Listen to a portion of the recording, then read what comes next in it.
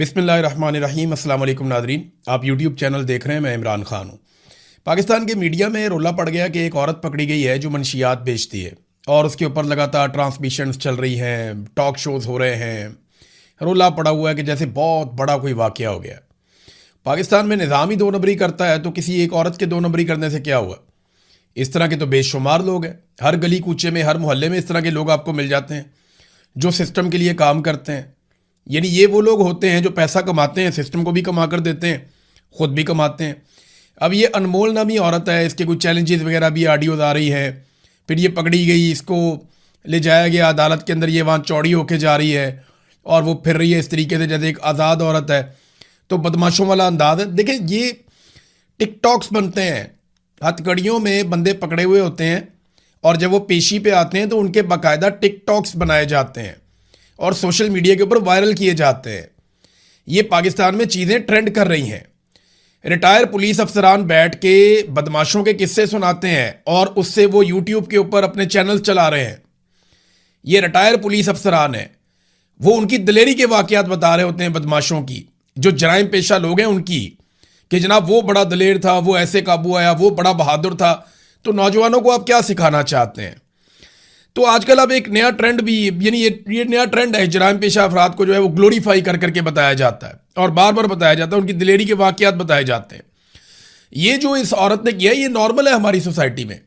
System ऐसे लोगों को खुद बनाता है, फिर ऐसे लोगों से फ़ायदा उठाता है।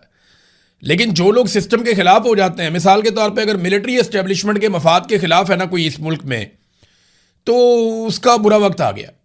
लेकिन अगर आप मिलिट्री एस्टेब्लिशमेंट के खिलाफ नहीं हैं और आप जो मर्जी जराइम करें इस मुल्क के अंदर, तो सिस्टम आपको प्रोटेक्ट करता है, सिर्फ अपना हिस्सा लेता है आपसे। पाकिस्तान में लाकानूनियत और दो नंबरी ऐसे ही तो नहीं। ब्यूरोक्रेट्स के बच्चे जो हैं वो पूरी दुनिया के महंगे तरीन स्कूलों में रहते हैं, पढ़ते हैं, यूनिवर्सिटियों में पढ़ते हैं। यहां पे प्राइवेटली किसी बच्चे को पढ़ाना मुमकिन ही नहीं है। पाकिस्तान से बच्चे आकर जो यहां पे दाखिले ले लेते हैं ना, बड़े बड़े लोगों के, जर्नैलों के बच्चे आ जाते हैं, ब्यूरोक्रेट्स के बच्चे आ जाते हैं, वो आकर यहाँ पे दाखिले ले लेते हैं जिन कॉलेजेस में, यूनिवर्सिटीज़ में। मैंने यहाँ पता करवाया, या तो बहुत पैसा लगता है। तो इतना पैसा तो ये कमा नहीं सकते 10 साल में जितना इनका बच्चा 1 साल में यहाँ पे खर्च देता है। और बेशुमार जो है वो सिस्टम के अंदर लोग ऐसे ही काम करते हैं। अभी इस्लामाबाद वाले स्कैंडल में ब्यूरोक्रेट्स के पैसे फंसे हुए हैं, सरकारी अफसरान का पैसा फंसा हुआ है, करोड़ों रुपये एक एक बंदे ने लगा दिया। अब वो करोड़ों रुपया उसके बाद आया कहाँ से, ये सवाल कोई नहीं पूछेगा।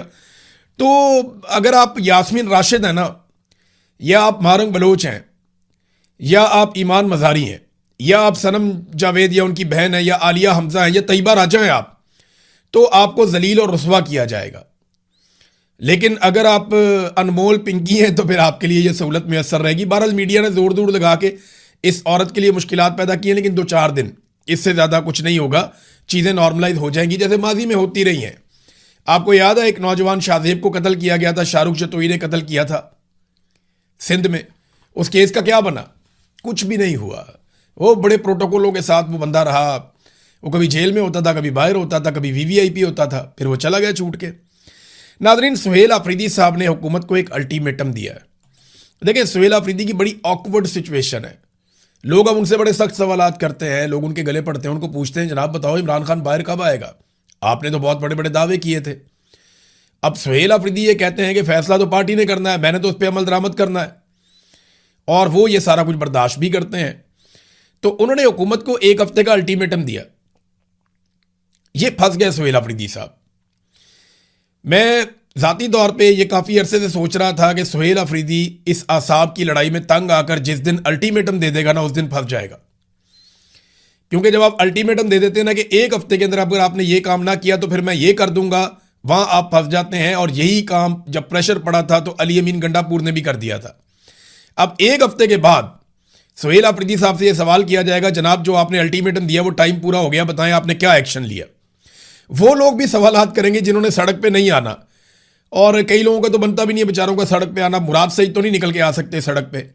कुछ और लोग भी हैं जिनके ऊपर मुकदमात हैं बड़े खौफनाक, या जिनको ऐसा लगता है कि सिस्टम कत्ल ही कर देगा। हाँ, अगर सारा पाकिस्तान निकला है फिर तो सभी निकल आएंगे, फिर तो इमरान खान भी जेल से बाहर आ जाएगा। बहरहाल सुहेल आफरीदी ने एहतजाजी धरना खत्म करते हुए हुकूमत को 1 हफ्ते का अल्टीमेटम दिया। इमरान खान साहब की फैमिली की दोबारा मुलाकात नहीं करवाई गई और उन्होंने कहा कि आज भी इमरान खान साहब से ना फैमिली की मुलाकात करवाई गई, ना पार्लियामेंटेरियंस की, और ना ज़ाती डॉक्टरों को मिलवाया गया। सूबे के चीफ एग्जीक्यूटिव की आमद के बावजूद रुकावटें खड़ी की गई और पार्टी रहनुमाओं के साथ बदतमीजी की गई। वज़ीर आला ने कहा कि इमरान खान साहब की सेहत खसूसन आंखों के मसले पर शदीद तशवीश है, लेकिन हुकूमत इलाज और अस्पताल मुंतकली की इजाज़त नहीं दे रही। इमरान खान को फौरी तौर पर फैमिली और ज़ाती डॉक्टर्स की निगरानी में अस्पताल मुंतकिल किया जाए। अगर सूरत हाल ना बदली तो आइंदा मंगल को ज़्यादा सख्त रवैये के साथ दोबारा अडियाला जेल पहुंचेंगे। देखें, ज़्यादा सख्त रवैया क्या होगा, क्या इसकी इंटेंसिटी बढ़ती जाएगी? एक वक्त आएगा हुकूमत ताकत के बलबूते पे रोकने की कोशिश करेगी, फिर आपको लाखों लोग लेकर आने पड़ेंगे, जो अभी तक हो नहीं पाया। और पिछली मरतबा अली अमीन गंडापुर 2 मरतबा निकल गए वापस लोगों को छोड़कर। सुहेल आफरीदी के लिए ये बहुत मुश्किल होगा कि वो अली अमीन गंडापुर वाला एटीट्यूड अपनाए, इसलिए उनकी ये कोशिश होगी कि उनको ना जाना पड़े और उनके जाए बगैर काम हो जाए। लेकिन अगर उन्हें जाना पड़ गया तो इस मरतबा सूरत हाल कुछ और निकलेगी। नादरीन, गिलगित बल्तिस्तान में काजी फायज ईसा की यादें ताज़ा होगी। देखिए, जब जब कोई जुल्म करेगा ना पाकिस्तान में, ना इंसाफ़ी करेगा, जब जब कोई ज्यादती करेगा, तो देखें काजी फायज ईसा की कैसी किस्मत है कि लोग काजी फायज ईसा को याद करेंगे और उसको बद्दुआएं देंगे। कैसी बात है। एक ऐसा मुनसिफ पाकिस्तान में रहा जिसने बेशर्मी और ढिठाई से वो कुछ किया पाकिस्तान के अंदर, ऐसा जुल्म किया पाकिस्तान के अंदर और इंसानी हकूक़ की ऐसी ऐसी पामालियों को होने दिया उस मुनसिफ ने पाकिस्तान के अंदर, कि आज उस शख्स को स्याह हरूफ में याद किया जाता है, गंदे अलकाब उसको दिए जाते हैं। वजह क्या है कि इस आदमी ने वो जुल्म और ज्यादती की और ऐसी जानिबदारी दिखाई जो काजी के मनसब के शाया निशान ही नहीं था। हाँ, जजेस करते हैं 2 नंबरियाँ, थोड़ा इधर उधर कर देते हैं, लेकिन काजी फायज ईसा ने तो कमाल ही कर दिया था। देखें, गिलगित बल्तिस्तान के इलेक्शन में क्या हुआ। काजी फायज ईसा ने क्या किया था इलेक्शन से पहले, चंद दिन पहले पाकिस्तान तहरीक इंसाफ का इंतखाबी निशान छीन लिया था। फिर तहरीक इंसाफ ने कभी इस निशान पे, कभी इस निशान पे, कभी इस निशान पे इलेक्शन लड़ा, उसका बड़ा नुकसान भी हुआ। बाद में उन्होंने मखसूस नशस्तें भी तहरीक इंसाफ से छीन ली। अब यही फॉर्मूला लगा दिया गया गिलगित बल्तिस्तान में। हुआ यह कि गिलगित बल्तिस्तान डेमोक्रेटिक पार्टी, ये GBDP, ये एक पॉलिटिकल पार्टी रजिस्टर्ड हुई गिलगित बल्तिस्तान में और पाकिस्तान तहरीक इंसाफ ने इसके साथ इत्तेहाद कर लिया। इस पॉलिटिकल पार्टी को इलेक्शन कमीशन ने एक इंतखाबी निशान अलॉट किया जो कि पोलो मैन का इंतखाबी निशान था। गिलगित बल्तिस्तान में पोलो का खेल बहुत मकबूल है। चित्राल में और गिलगित बल्तिस्तान में जो सबसे ज़्यादा मकबूल खेल है वो पोलो है। बहुत पसंद करते हैं लोग। इनकी टीमों का फाइनल होता है हर मरतबा और बड़ा शानदार फाइनल होता है। पूरे देहात के देहात, शहरों के शहर आते हैं इसको देखने के लिए। तो पोलो के जगह जगह पे वहाँ मैदान भी बने हुए हैं। तो पोलो का इंतखाबी निशान पोलो मैन का दिया कि घोड़े पे बैठा हुआ आदमी और वो पोलो खेल रहा है। तो ये इंतखाबी निशान से जो है वो GBDP बड़ी खुश थी, political party Gilgit Baltistan democratic party. लेकिन जब पाकिस्तान तहरीक इंसाफ ने उसके साथ इत्तेहाद किया तो इस पार्टी से इंतखाबी निशान छीन लिया गया। बिल्कुल वैसे ही छीन लिया गया जैसे सुन्नी इत्तेहाद कौंसल से भी उनका इंतखाबी निशान ले लिया गया था। ये मोहम्मद उमैर साहब ने भी रिपोर्ट किया, बहुत सारे और लोगों ने रिपोर्ट किया।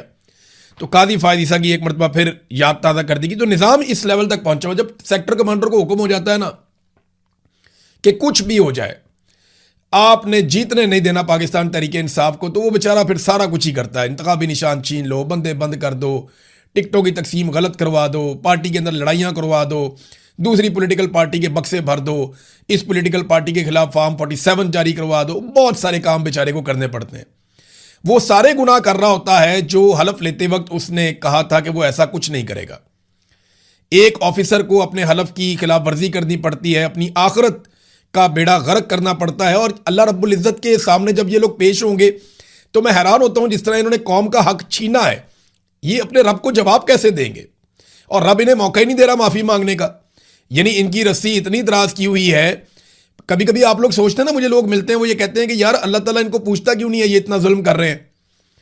तो मेरे दिमाग में एक ही जवाब आता है, वो ये है कि रब इन्हें माफ़ी मांगने का मौका भी नहीं दे रहा। यानी रब इनको टुनका ही नहीं लगा रहा। इनके लिए इनके गुनाह, इनका जुल्म और इनका जबर जो है अल्लाह ताला ने खुशनुमा बना दिया है कि जाओ जाके कर लो जो करना है। और ये करते चले जा रहे हैं। ये समझते हैं कि ये इस्लाह कर रहे हैं, हालांकि ये पाकिस्तान की बर्बादी कर रहे हैं और सबको नजर आ रही है होती हुई। और इन्होंने रब को जाके जवाब देना है। तो इनको तो माफ़ी का मौका भी नहीं मिल रहा, इनकी रस्सी इतनी दराज हुई हुई है नाज़रीन। और रस्सी दराज का यानी आप यहाँ से अंदाज़ा करें ना कि ये अपनी तशहीर के लिए कैसे पैसा खर्च करते हैं। ये एक जर्नलिस्ट हैं और उन्होंने पंजाब से खबर दी है, खबर बड़ी इंटरेस्टिंग है। अनवर समरा साहब हैं और इन्होंने खबर दी और खबर में बताया कि मरियम नवाज साहिबा ने कितने अरब रुपए अपनी ज़ाती तशहीर पे टिकटॉक्स बनाने के ऊपर, डिफरेंट सोशल मीडिया के ऊपर खर्च कर दिए। आपने देखा होगा बहुत सारे, एक बात याद रखिएगा, सोशल मीडिया के बहुत सारे इन्फ्लुएंसर ने वो बड़ी खामोशी से हर वीडियो में 2 वीडियोस के बाद कहीं ना कहीं पंजाब हुकूमत की, मरियम नवाज की तारीफ करके चुप करके नीवे नीवे होकर निकल जाते हैं और नोटिस नहीं हो रहे। लेकिन वो बारीक वारदात लगातार डालते चले जा रहे हैं। कभी उन्हें पंजाब गवर्नमेंट के किसी प्रोजेक्ट पे पहुंचा दिया जाता है, उसकी तारीफें करते हैं, निकल जाते हैं। कभी उन्हें मरियम नवाज की गुजरते गुजरते कहीं पे कोई एक तारीफ कर देते हैं, निकल जाते हैं। कभी बाजार में जाते जाते कोई चीज़ उनको दिखाई जाती है। ये सब प्लानिंग के तहत हो रहा है और इसके लिए पैसा खर्च किया जा रहा है। पहले साल मरियम नवाज ने जो पैसा खर्च किया वो 7 अरब रुपया सरकारी, यानी आपका और मेरा 7 अरब रुपया मरियम नवाज ने खर्च कर दिया। और इसमें से ज्यादातर पैसा अपने चहीतों को दिया गया, ऐसी कंपनियों को जो उनके चहीतों की हैं। और ये सोशल मीडिया पे मरियम नवाज की, टिकटॉक पे, इधर उधर ये सारी तारीफें करने पे पैसा लगाया गया।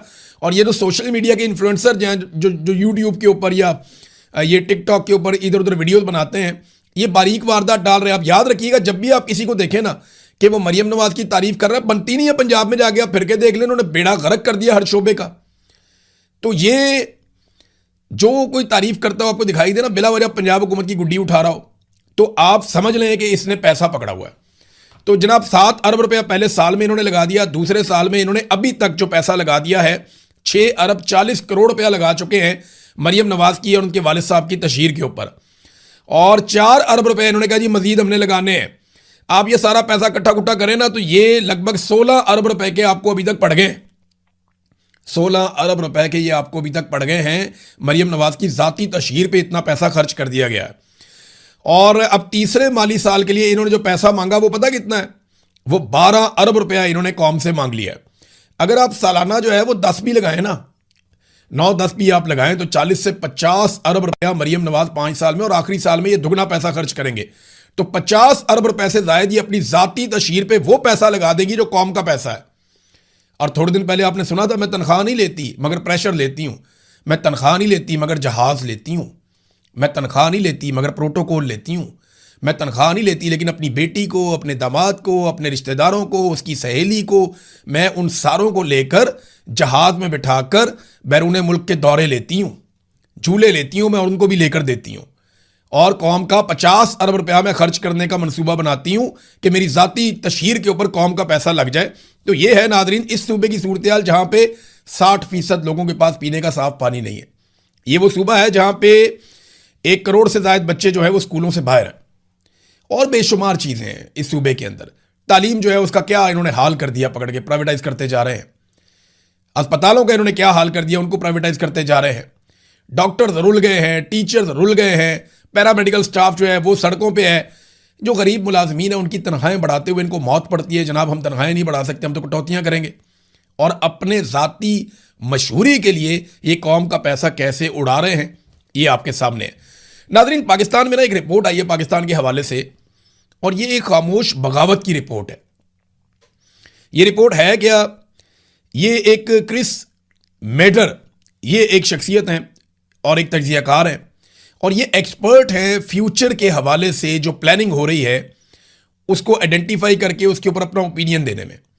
और इनकी एक्सपर्टी है बरकी इंफ्रास्ट्रक्चर में, यानी जो जितना भी इलेक्ट्रिक सिस्टम दुनिया के अंदर कन्वर्जन आ रही है ना, कि आप फ्यूल को छोड़ के, बाकी चीज़ों को छोड़ के आप इलेक्ट्रिसिटी की तरफ कन्वर्ट हो रहे हैं। बहुत सारी चीज़ें जो हैं वो बिजली के ऊपर मुंतकिल हो जाएंगी।